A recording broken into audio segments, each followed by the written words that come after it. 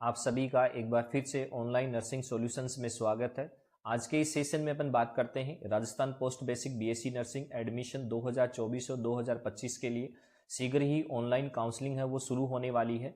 उस online counselling के लिए आपको किन किन डॉक्यूमेंट्स की नीड रहेगी, कैसे आपको कॉलेज फिलअप करना है, कहाँ आपको फीस डिपॉजिट करवाना है, इन सभी के बारे में यहाँ से अपन डिस्कशन करते हैं। सबसे पहले अपन यदि डॉक्यूमेंट्स की बात करें तो ऑनलाइन एप्लीकेशन आपने जो फॉर्म फिलअप किया था उसकी आपके पास क्या होनी चाहिए, 2 कॉपी होनी चाहिए। जो आपने फॉर्म की जो फीस डिपॉजिट करवाई थी उसका आपके पास क्या होना चाहिए, पेमेंट का क्या होना चाहिए, प्रूफ होना चाहिए। डीओबी के लिए आपके पास 10th की मार्कशीट हो सकती है या फिर आपका क्या हो सकता है, बर्थ सर्टिफिकेट होना चाहिए। 12th की आपके पास मार्कशीट होनी चाहिए। जीएनएम की आपके पास क्या होनी चाहिए, तीनों ईयर की मार्कशीट होनी चाहिए, प्लस आपके पास क्या होना चाहिए, डिप्लोमा होना चाहिए। आईडी के रूप में आप एक फोटोकॉपी चाहिए आपको, वो ड्राइविंग लाइसेंस की हो सकती है, पैन कार्ड की हो सकती है, आधार कार्ड की हो सकती है, कोई भी गवर्नमेंट आईडी हो सकती है, या फिर आपका एग्जामिनेशन कार्ड हो सकता है 12th का। इसके साथ साथ आपके पास 4 पासपोर्ट साइज फोटो होने चाहिए, जो आपने क्या करी हो, फॉर्म में फिलअप करी हो, वही फोटो होनी चाहिए आपके पास। नेक्स्ट अपन बात करते हैं, यदि आप राजस्थान से बिलोंग करते हैं तो आपके पास राजस्थान का डोमिसाइल होना चाहिए। यदि आप किसी कैटेगरी का बेनिफिट लेना चाहते हैं, जैसे एससी है, एसटी है, ओबीसी है, उसका बेनिफिट लेना चाहते हैं तो आपके पास आपका कास्ट सर्टिफिकेट होना चाहिए। यदि आप फिजिकल हैंडीकैप्ड का यदि बेनिफिट लेना चाहते हैं तो आपके पास पीडब्ल्यूडी का क्या होना चाहिए, सर्टिफिकेट होना चाहिए। यदि आप ईडब्ल्यूएस कैटेगरी से बेनिफिट लेना चाहते हैं तो आपके पास ईडब्ल्यूएस का क्या होना चाहिए, सर्टिफिकेट होना चाहिए। यदि आप एक स्टेट से दूसरे स्टेट में या फिर एक यूनिवर्सिटी से दूसरी यूनिवर्सिटी में माइग्रेट करना चाहते हैं तो आपके पास माइग्रेशन सर्टिफिकेट होना चाहिए। यदि आप राजस्थान गवर्नमेंट के रेगुलर कर्मचारी हैं और आप इन सर्विस एजुकेशन के द्वारा आप पोस्ट बेसिक बीएससी नर्सिंग करना चाहते हैं तो आपको डिपार्टमेंट से क्या लेनी पड़ेगी, एनओसी लेनी पड़ेगी।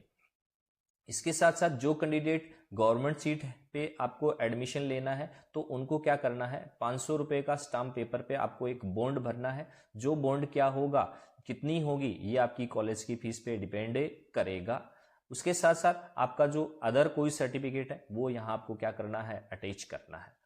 इसके बाद में अपन देखते हैं जो काउंसलिंग की प्रोसेस है वो कैसे रहेगी। सबसे पहले आपको क्या करना है, जब आपने फॉर्म फिलअप किया था आपके पास आईडी और पासवर्ड होगा।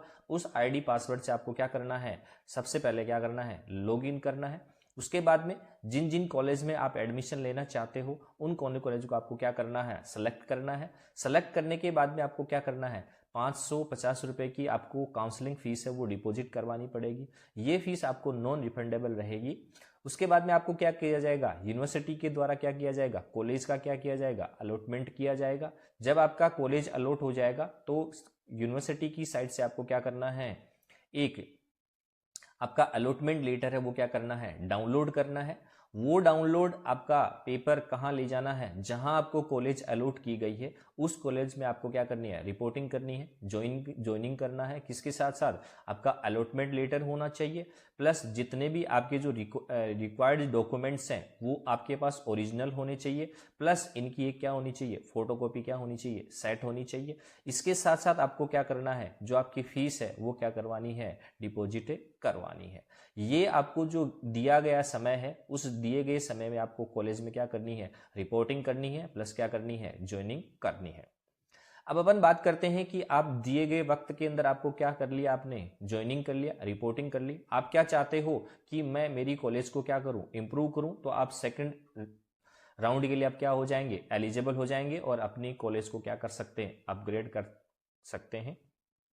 यदि आप दिए गए वक्त के अंदर आप उस कॉलेज के अंदर रिपोर्टिंग नहीं करते हैं, ज्वाइनिंग नहीं करते हैं, तो आप सेकंड राउंड की जो काउंसलिंग होगी उसके लिए क्या नहीं होंगे, एलिजिबल नहीं होंगे।